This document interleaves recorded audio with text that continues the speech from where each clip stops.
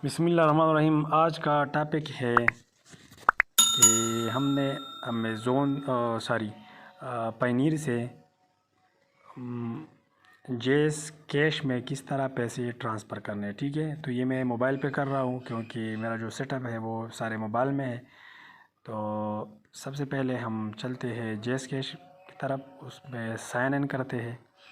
अगर आपने ये साइन इन नहीं किया, इसमें अकाउंट नहीं बनाए, तो आप इसे डाउनलोड कर लें, इसमें अपना अकाउंट बना लें। ठीक है, उसके बाद आप इस पर साइन इन कर लें।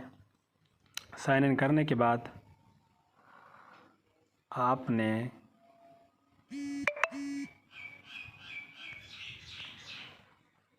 जो ही आप ये ओपन हो जाए तो आपने यहाँ पर एक कान आपको नज़र आ रहा है पायनीर का, तो आपने इस पर क्लिक करना है। मैं इसमें ऑलरेडी साइन इन हूँ। ठीक है, मैंने अपना अकाउंट साइन इन किया हुआ है। जब आप इसे ओपन करते हैं तो आपको साइन इन का ऑप्शन आ जाएगा।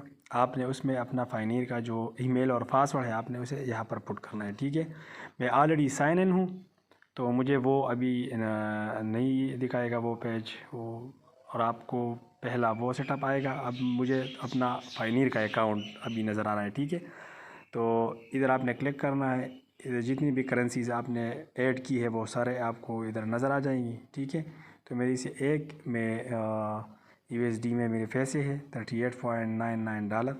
मैं इसे विड्रा करना चाहता हूँ।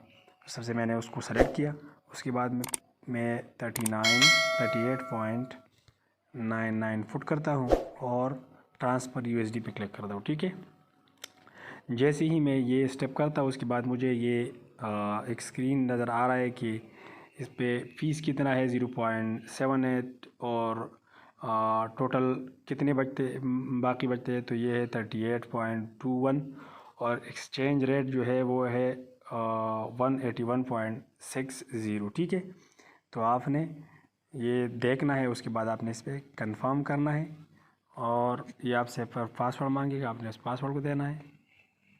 और इस तरीके से पायनीर से आपके जेस कैश अकाउंट में पैसे ट्रांसफ़र हो जाएंगे। ठीक है, तो इसके लिए 100 लिमिट ज़रूरी भी नहीं है।